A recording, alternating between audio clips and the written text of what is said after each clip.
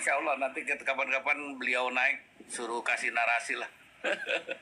Oke, Dias, Bang Dias, ada apa tadi?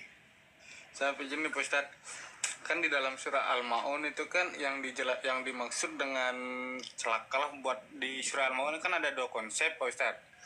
Celakalah buat orang yang sholat dan celakalah buat orang yang lalai di dalam sholat. Itu salah satunya itu kan celakalah buat orang sholat itu apa yang dimaksudkan itu Pak Ustadz? Baca ayat itu memang nggak boleh sepotong-sepotong kalau memang sentence atau word daripada sholat itu ayat itu sendiri berterusan. Tapi ketika memang berdiri sendiri boleh dipotong. Tadi kan kita membahas tentang kutiba alaikumul qital, kita potong itu. Kita potong memang wordnya itu memang terpisah. Yang dikatakan wa asa an takrahu syai'an itu. Nah, ketika bicara fawailul lil musallin itu nggak boleh dipotong. Kalau dalam ilmu tajwid aja dikasih tanda lam alif itu. Arti nggak boleh maukuf, nggak boleh berhenti. Jadi celaka orang yang sholat, nggak boleh berhenti di situ gitu. Tapi siapa orang yang sholat ini sebagai templaan buat orang-orang yang sholat tapi kelakuannya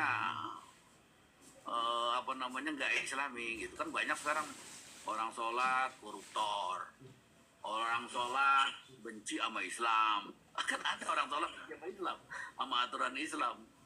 Nah itu termasuk dari tadi fawailul lil musallin alladzina hum an sholatihim sahun walladzina hum yuraun wa yamnaunal ma'un.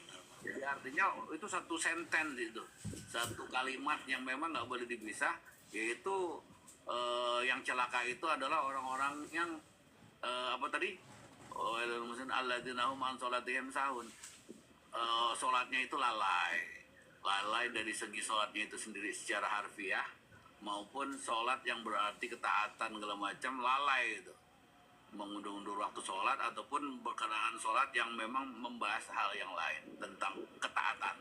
Nah di ujungnya adalah berkenaan dengan anak yatim. Anak yatim ini paling sensitif kan di dalam kehidupan manusia itu, ditinggal orang tuanya, miskin misalnya. Kalau anak yatimnya pejabat sih nggak masalah itu. Nah kadang-kadang kan ini di komunitas Islam dulu itu di Mekah itu anak-anak yatim itu rata-rata orang miskin yang terlantar, nggak ada yang ngurus gitu. Nah ini ayat ini kan turunnya di Mekah, bukannya di Madinah. Kalau di Madinah anak-anak yatim udah diatur oleh Baitul Mal gitu. Tetapi ketika di Madinah ini belum ada aturan Islam, sehingga encourage artinya apa, himbauan-himbauan di dalam ayat-ayat itu juga mengena bagi kita untuk kita juga beramal mengurus anak yatim, menjaga anak yatim, nggak boleh menyakitinya. Kalau kita diamanahkan untuk menjaga hartanya, jagalah dengan amanah, jangan diambur-amburkan kita yang makan gitu. Dia nggak kebagian nanti pas udah gede mau kawin. Itu kan ayat lain ada tuh yang nerangkan itu, mau kawin nggak ada hartanya buat nikah, buat sebagai rumah tangga baru gitu. Itu intinya satu sentence akhi Dias. Siap, terima kasih Pak Ustadz. Masuk Pak Ustadz, masuk. Nah kita mungkin Pak Ustadz beda pendapat sih Pak Ustadz. Soalnya kan udah saya tanya kepada ahli ini lagi, yang dimaksud dengan lalai dalam sholat itu Pak Ustadz, mohon maaf Pak Ustadz ya, yang dimaksud dengan lalai dalam sholat yang dimaksud dengan celakalah buat orang yang sholat itu ketika dia sholat 5 waktu, oke lah dia sholat 5 waktu, tapi tujuannya itu beda, tujuannya untuk mencari perhatian orang lain atau membuat ria lah gitu Ustaz. Mohon maaf salah. Kalau mau bicara begitu babnya lain, bukan bicara masalah sholat atau tafsir ayat itu bab ria ya untuk everything, any aspect ini. Artinya segala macam aspek, bukan sholat aja. Katakan berbuat baik, ngasih nafkah orang tapi supaya dilihat, itu juga masuk ke sana. Tujuannya ria. Ya ayatnya kan bunyinya la tubtilu shadaqatikum bil manni wal adza.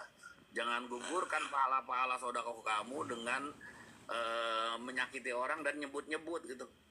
Kalau nggak karena gue lo nggak kayak sekarang lo gitu. Nah itu pahalanya habis itu. Ya Pak Ustadz, banyak orang kayak gitu sekarang Pak Ustadz.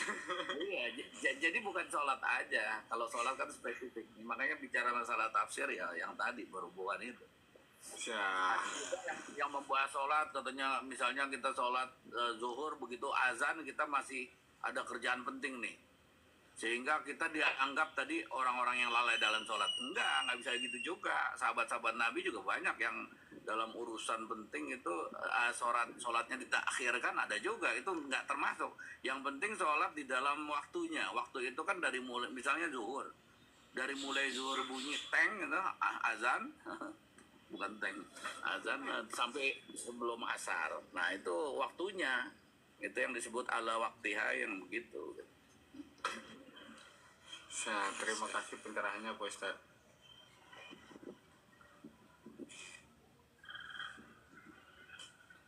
Ini Ustaz, yang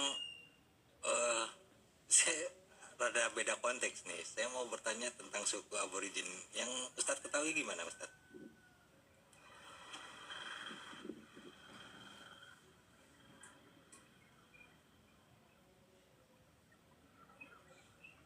Berbicara tentang sejarah yang benar gitu Ustaz. Ini.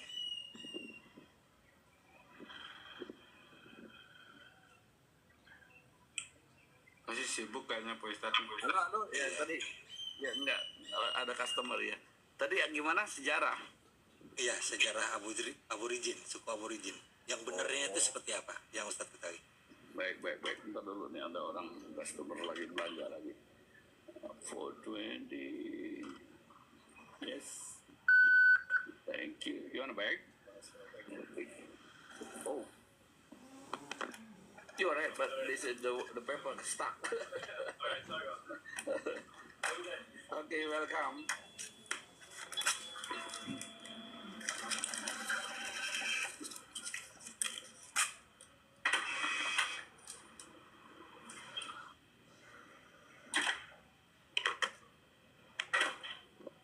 Tentang aborigin itu sebetulnya kan penduduk asli Australia yang bahkan asimilasinya ataupun ada hubungannya dengan Bugis, dengan orang Makassar, orang Bugis atau apa itu asalnya dulunya itu.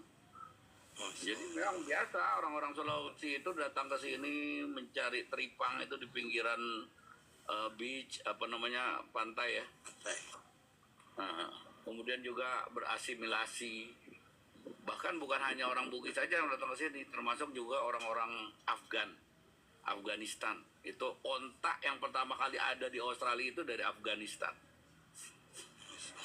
Nah datangnya orang-orang bandit-bandit Eropa ini, nah bilang bandit lah, itulah membunuhin si Abu penduduk asli ini, membunuh, udah kayak binatang. Jadi buat show off atau buat for fun, buat apa? Buat main aja, ya. Buat hiburan membunuh orang atau apa? Dirantai, dianggap orang kelas rendah. Kalau kulit putih itu tinggi gitu. Itu yang terjadi awal-awalnya begitu. Dan juga migrannya kulit putih kemari kan dalam rangka juga untuk menguasai kekuasaan Islam yang masuk hampir masuk ke sini juga, terutama Indonesia. Ketika pembagian wilayah-wilayah jajahan itu Indonesia untuk Belanda, Pasifik untuk Prancis, Australia itu jelas dari Inggris yang tadi bandit-bandit tadi. Nah kemudian Papua, Malaysia yang utara sana semua itu milik Inggris. Itu nggak boleh berebut lahan, itu udah dibagi-bagi waktu berangkat dari Eropa ke sini. Nah ini awalnya terjadi itu. Sehingga jadilah memang Kapten Cook itu kan mendarat duluan itu di Tasmania. Makanya juga ada terkenal Tasmania namanya Abel Tasman. Itu seorang tentara dari Inggris juga. Jadi yang datang kemari memang orang-orang yang kehilangan kerjaan semua itu. Yang nggak ada pekerjaan, pengangguran dan preman, tukang bunuh. Tapi pemimpinnya orang-orang intelek lah, yang tadi Abel Tasman, terus juga Kapten Cook ataupun apalagi dan sebagainya. Nah ini aborigin habis disikat itu. Nah menjelang akhir-akhir memang udah minoritas. Sekarang itu minoritas banget, jarang itu ya aborigin itu. baru sekarang diadakan istilahnya konsili kalau di Kristen itu konsili bukan konsili apa namanya amandemen apa. Nah amandemen ya, untuk ini untuk pemulihan kembali bahwasanya mereka juga termasuk bagian daripada bangsa ini, makanya dibebaskan untuk mengibarkan benderanya. Buat apa bendera doang sih? Jadi selalu kalau bendera aborigin berdampingan dengan bendera Australia. Nah, cuma begitu aja untuk menghibur, tetap aja pendidikan mereka terendah, paling tinggi SD. Nah sekarang udah mulai ada yang sekolah sampai Tapi SMP. terkesan ada pengkaburan, apa bener gitu Ustaz? Terkesan lebih ke apa namanya? Yang tertinggal ini orang-orang pendalaman yang primitif gitu, kesannya begitu, dibuat seolah-olah begitu. Apakah itu benar atau gimana? Atau yang sebenarnya adalah Muslim gitu? Penjajahan. Sebetulnya Muslim itu tadi asimilasi yang kawin dengan orang Bugis, Makassar dan sebagainya. Tapi agama itu hilang itu di Northern Territory. Dulu di sana juga banyak peninggalan-peninggalan masjid yang udah jadi kandang kambing. Nama-nama mereka juga ada yang namanya Umar, Abdullah. Tapi dia nggak tahu agama itu, nggak tahu agama itu. Itu hidupnya di lobang-lobang, mencari landak, mencari apa buat makan mentah-mentah. Pokoknya memang kalau dikatakan primitif, tapi diprimitifkan gitu. Ini Ya, itu persis lebih kalau kayak antum, gitu. kalau antum belajar sejarah tentang gerakan Freemason itu seperti Iya, itu. iya. Jadi Tahu saya tetap. yang kelompok-kelompok yang memang potensial itu direndahkan kayak begitu, kemudian yang dianggap pemikiran primitif, primordial ataupun agama-agama animisme. Pokoknya yang penting Islam jangan naik gitu. Itu di Indonesia kan begitu. Iya, nyambung. Jadi Nah, saya dengan Ustadz ini nyambung sebenarnya. ya Hindunya diangkat, Budanya diangkat, Dayak Keharingannya diangkat, Iya. kemudian Jadi- candi dipugar. Nah, Islam Iya. pemikirannya dimarginalkan. Nah, itu yang Jadi terjadi. terkesan apa namanya, agama Hindu lah yang tertua, padahal bukan begitu. Saya dapat gini Ustadz, yang terakhir itu justru dari kerajaan Ottoman, tapi siapa namanya? Saya lupa namanya. Sultan Iya, Abdul Hamid. itu di abad ke-6 Ustadz. Jadi Nusantara ini enggak sampai itu kalau ke Ottoman lain. Kalau Ottoman itu bukan Ottomannya Ustadz, sebelumnya. kalau tadi abad ke-6-7 itu justru dari Khulafaur Rasyidin langsung. Itu keturunan Rasulullah sampai ke Tuban. Nah, Tuban Justru Bandung juga. Itu termasuk Islam Australia juga. Itu Australia di Australia saya kurang dengar itu. Kalau Australia dari Indonesia itu zaman wali-wali. ya ya. Jadi saya bukan saya sih yang dapat, ada teman juga itu di TikTok ini yang bernama Abu Zaza, itu dia dapatkan itunya di abad ke-6 Ustaz. Iya. Tadi yang saya bicarakan Freemason itu mulai gerakannya 1717. Saya dapatkan dari itu Ustaz. Amsterdam. Oh iya, itu di Nusantara. Saya dapatkan itu berdirinya di abad ketiga. Yang mana? Apaan? Freemason. Ini jangan terlalu ini vulgar ya Ustaz ya, ngomong itu. Kalau ya, Masanya kalau akun saya satunya runtuh Sahid. Ngomong ini. mungkin itu cuma nilai-nilai, tapi secara resmi lembaganya itu kan ketika meeting ataupun bertemunya semua Perancis, Inggris dan juga Itali di Amsterdam. Nah di Amsterdam itu mendirikan itu tadi 1717. Nah sebagai lahan percobaannya itu justru Indonesia gitu, yang dibawa Di abad 17 ya. 1917 itu. Benar. Van den Bos apa siapa loh. Nah itulah kemudian terjadi Ini Cornelis van Houten. Cornelis de Houtman. De Houtman ya. Cornelis de Houtman. Iya. Itu yang juga termasuk yang menemukan Rafflesia Arnold. Iya betul. betul. Jadi ya itu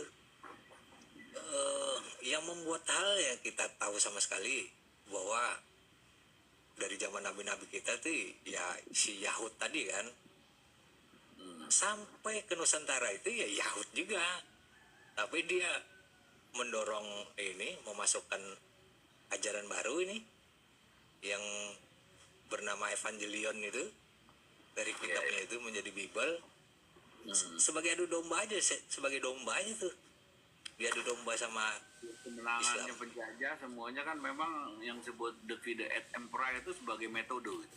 Metode Iya, betul, artinya metode artinya hal yang memang menjadi prinsip istiqmariyah. Kalau dalam bahasa Arab itu istiqmariyah artinya penjajahan. Beda istiqmariyah dengan futuhat. Kalau Islam itu kan futuhat membebaskan cara berpikir, orang menjadi terbebas daripada penjajahan manusia, mengabdi kepada Allah, itu futuhat. Tapi kalau istiqmariyah bedanya adalah mengeksploitasi hasil bumi, dibawa ke negerinya ataupun apa, kemudian orangnya diperbodoh, negaranya. Nah, baru untuk kepentingan penjajahan tadi, baru dia membangun sesuatu jalan namanya untuk kepentingan tadi istiqmariyah itu tadi. Jadi kolonisasi. Susah Kolonisasi. ya kalau Ya, saya dapatkan itu di abad ketiga, jadi sangat bertepatan dengan ini kanonisasian itu ya, penjilitan itu. kanon ya ya. Iya, penjilitan kan abad ketiga juga itu, Ustaz. Kalau Islam kodifikasi itu zaman Utsman, Nggih, nggih. Utsmaniyah. So, makanya kan ada Mus'ab Utsman. Itu khalifah yang keempat ya. Bahkan kemarin ada yang unik, Ustaz. Jadi ada orang Katolik naik ke komal saya dan menyatakan begini, ini sebenarnya sudah menjadi pembicaraan umum di gereja-gereja. Dia bilang bahwa umat Kristen itu meyakinin betul bahwa Paus ini akan berkuasa yang kedua kalinya dengan membawa ini negara Roma tadi. Ya saya bilang saya nggak heran soal itu. Ya saya hubungkan aja. Ya karena logonya F tadi juga ada di pintu, di atas pintunya ini kok. Vatikan, saya bilang. Nggak heran saya.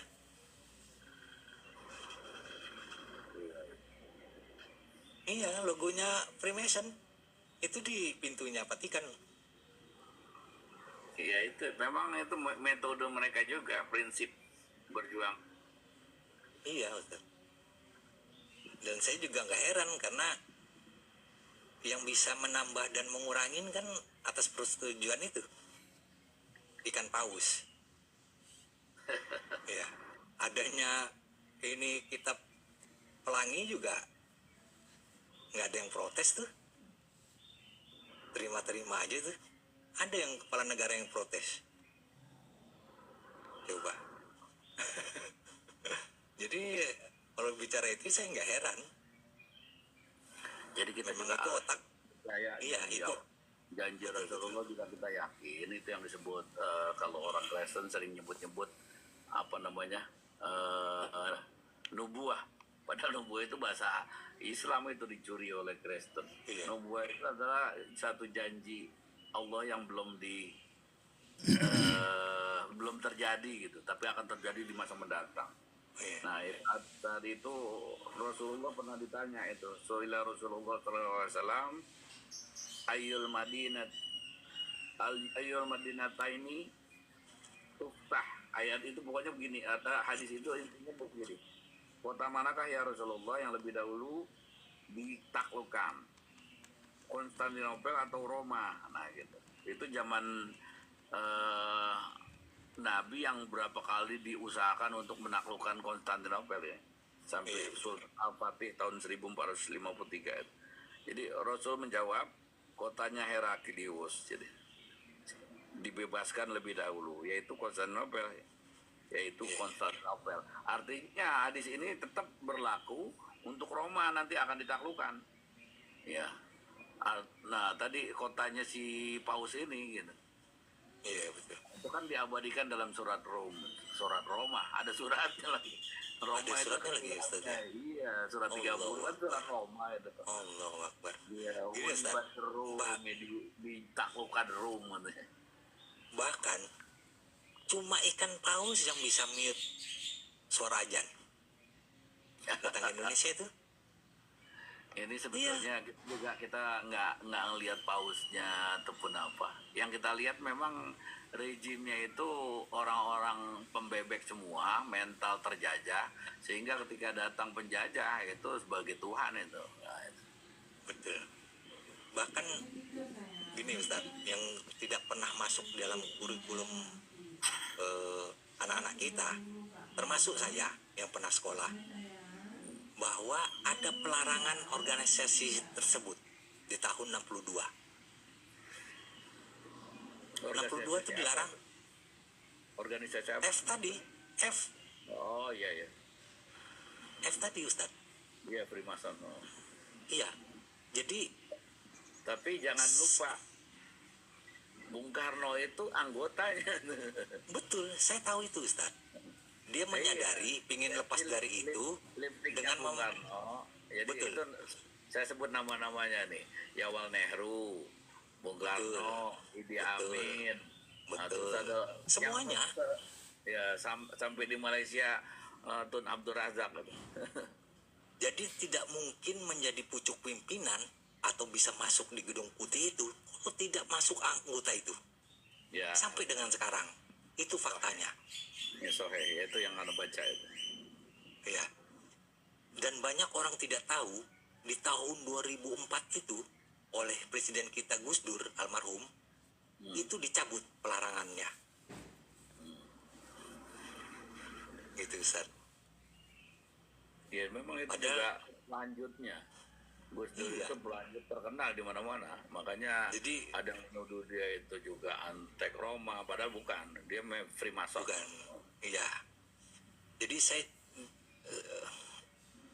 dari kemarin gitu dalam usaha ingin menyadarkan itu Ustaz. Jadi semua hal yang dikotak-kotakan kita adanya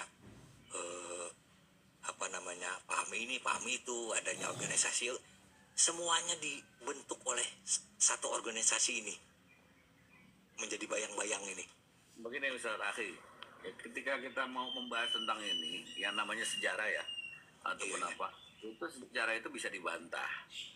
Bisa dibantah oleh siapapun. Tetapi kalau kita membahasnya adalah pemikiran itu susah dibantah. Begini ya, contohnya gini, kita berbicara bahwasannya Islam lebih dulu di Indonesia. Itu kan narasi daripada sejarah. Nah itu nanti ada pembantahan loh. Lebih dulu kan orang-orang Hindu, Buddha dan sebagainya. Akhirnya juga di Medan, kita Panuli itu juga ada Kristen tertua dan sebagainya. Artinya polemik itu debatable gitu. Nah, tetapi ketika kita membahas tentang fikroh, pemikiran ini sulit. Nah, makanya tadi kita ambil fakta tadi, kita bahas, tapi kita hukumi gitu. Nah, hukum ini adalah sesuatu yang memang nggak bisa dibantah karena hukum adalah sesuatu yang positif, apalagi dengan kacamata atau pisau potong daripada akidah Islam gitu. Itu yang mereka itu makanya musuh utamanya adalah pemikiran mabdaiyah, pemikiran ideologis. Jadi makanya di Indonesia yang pertama kali dihantam itu model FPI ataupun model Hizbut Tahrir ataupun apa yang kayak begitu. Tapi kalau yang sesat-sesat Gufron ataupun Mossadegh ataupun Lia Eden itu nggak masalah. Nggak masalah. Karena kalau rakyat itu pada berontak, nah baru diberesin, Al Zaitun diberesin. Tapi sekarang balik lagi. Itu cuma supaya ini aja meredam suasana. Kan orang Indonesia ada 3 sifatnya itu kan dikatakan sama orang-orang. 1, cepat lupa, pemaaf, kagetan. Kagetan. Iya. Bahkan saya mengajak berpikir, mikir loh, kita nih terbesar, istilahnya umat Islam ini secara presentasi lebih banyak gitu loh. Tapi kenapa adanya narasi Islamofobia? Pemerintah diam aja. Coba mikir ke sana. Malah cenderung dibiarkan, malah dikompor-kompori. Saya ajak berpikir ke sana. Iya. Ya menarik kalau ngomongin sayangnya, tapi nggak ada lawan diskusinya, ini perlu ada ini. Jadi kita lebih hangat bicaranya. Anak suka. Alhamdulillah dari kemarin teman-teman saya yang saya ajak ke sana itu bisa memahami itu Ustaz. Memang benar kenyataannya begitu. Kalau sudah kita memegang kunci dari zaman nabi-nabi kita yang membuat masalah, pasti ketemu Ustaz benang merahnya itu. Bentar, Ana mau lagi jalan beli kopi dulu nih. Oke. Bangun tidur tadi belum minum apa-apa. Ustaz, Tapi nggak apa-apa. jualan terus aja kopi. ngobrol. Jualan Kenapa? kopi, beli kopi. Jualan kopi kan benar di. Yang jualan kopi dingin, nggak demen. Saya maunya Oh iya panas. iya.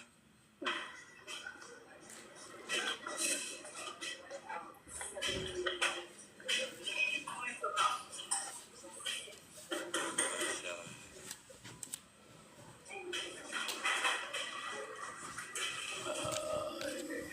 Ini mahal di sini, air aja harganya. Nih lihat nih, gua belum baru tumben lihat. Air biasa harganya lima dolar ini. $5 artinya 50.000. 50.000. Good morning, yeah. I want to cappuccino, the last one.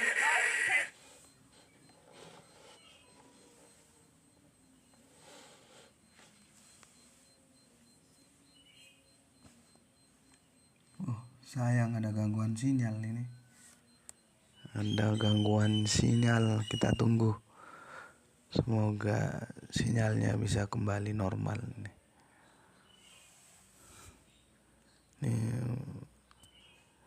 Pak Abu Ibrahim lagi beli kopi. Nah, ini sudah normal kembali sinyalnya. tapi kalau mau membicarakan ini Ustaz, kalau mau aman sih di Zoom Ustaz. Kenapa? Mau mendalami, membicarakan persoalan ini organisasi. Oh iya. Iya, saya sering program saya internasional, pengajian saya juga pakai Zoom. Ya guru saya kan ada dari Palestina, itu apa namanya, Abu Isam Amiro yang sekarang ditahan sama Israel, udah hampir setahun. Terus juga Soalnya- saya sama orang ustaz-ustaz di Indonesia, saya belajar lewat Zoom semua. Soalnya satu akun saya sudah menjadi contoh korban Syahid gara-gara terlalu banyak ngomongin Israel sama organisasi ini. Jadi ada apa namanya word yang memang harus dihindari karena secara otomatis itu ngilang gitu. Misalnya Iya, membaca pelangi dia. gitu, yang pelangi, Betul. free will, terus apalagi bicara tadi F apa namanya. Nah, yang kayak begitu memang harus pakai istilah lain ini. Khususnya di TikTok ya. Kalau di Zoom masih bebas. Iya. Bebas itu. Kalau Zoom enak. TikTok. Iya, artinya kan memang dikuasai mereka ini. Aplikasi ini.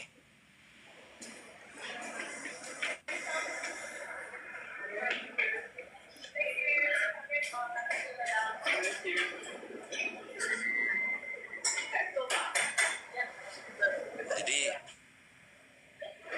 presiden pertama kita itu memanfaatkan momen sebenarnya Ustaz. Momen ini kan 58 sampai 62 itu selama 4 tahun Operation Fishbowl pecah itu kan. Oh ya. Sampai apa namanya Uni Soviet itu bangkrut Itu Jadi sumbernya kalau- di mana itu? ya. Ada di YouTube ada. Oke. Di YouTube ada Ustaz. Iya. Jadi dia berusaha ingin lepas dari itu, Karena banyak orang yang sudah tahu ini permasalahannya. Masalahnya pelarangan juga alasannya nggak jelas